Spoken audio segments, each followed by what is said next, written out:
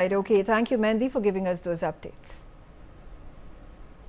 In the latest update on the Russia-Ukraine war, the U.S. Secretary of State Marco Rubio has held a call with the Ukrainian Foreign Minister Andriy Sybiha on Friday and told him that President Donald Trump was determined to end the Russia-Ukraine war as soon as possible. The Secretary underscored President Trump is determined to end the war as soon as possible and emphasized that all sides must take steps to secure a sustainable peace.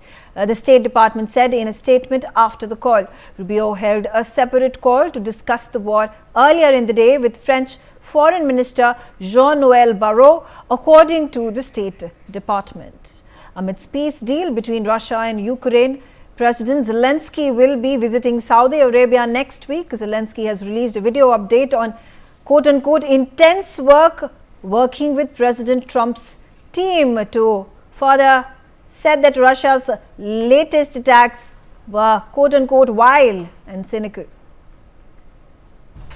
Sanjeev Srivastava on the telecast with me. He'll joining me in just a short while, but there has been a lot of back and forth coming in, not just from President Trump, but Zelensky, the Ukrainian president, and the Russian President Volodymyr Putin. Now, they have all put out their stance, where Trump has been trying desperately to negotiate a ceasefire, trying to bring both parties onto the negotiating table. Sanjeev on the telecast with me. Sanjeev, what do you make of the latest remarks coming in from the US president saying that it is easier to deal with Russia than it is with the Ukrainian president in wake of negotiating a peace deal?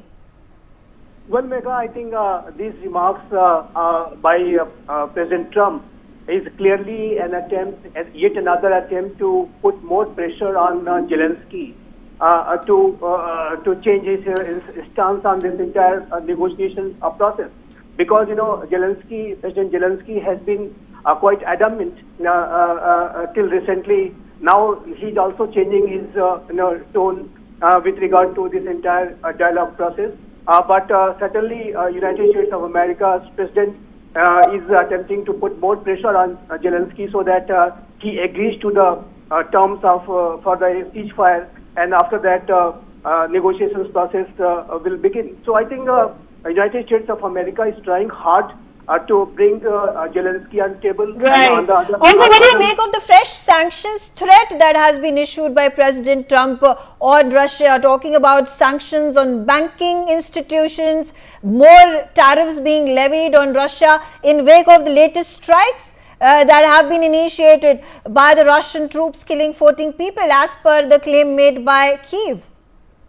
Well, President Trump is a transactional personality, and he deals with various countries in very unconventional ways, and he does all sorts of cost-benefit analysis while dealing with his foreign policy matters too. And with regard to Russia, though he is trying hard to approach Russia to bring them to the negotiating table, but he has been saying very consistently that whatever the negotiations he will do it from the position through strength. He is talking about peace through strength diplomacy. So he believes in peace, he believes in dialogue and negotiations, but not without strength. So whenever he makes such gestures and such postures towards various countries, and this time he has targeted Russia with sanctions, etc. So he is obviously attempting to pose as a very, pose its strength, America's strength before Russians. So I think this is the way President Trump works, and this is the way he has been doing various deals, which he claims that he has done deals over deals throughout his life and career. So I think these are the ways through which President Trump has been operating. Okay. And he has a All right. And what do you make of the nuclear threat coming in from Europe, and particularly the French President Macron speaking about this, talking about how Europe needs to increase its defense funding to fortify Europe against Russian aggression? Well, Megha, I think nuclear posturing is very important. That is for very sure. And nuclear security posture of Europe has become a matter of discussion and deliberations within the European nations, because the United States of America, the way they are dealing with NATO, and the way they are trying to question the entire European commitment to NATO. So NATO is very much concerned about its own security, and they are also thinking about having their own nuclear posture or strategic posture.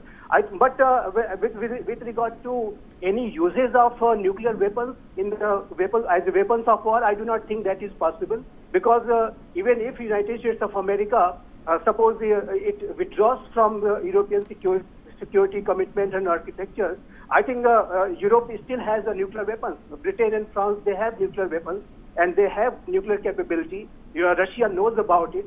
And no country, no matter how big right. a politician Okay, all right. Thanks, Sanjeev, for giving us those updates. Let's take a look at the other big development where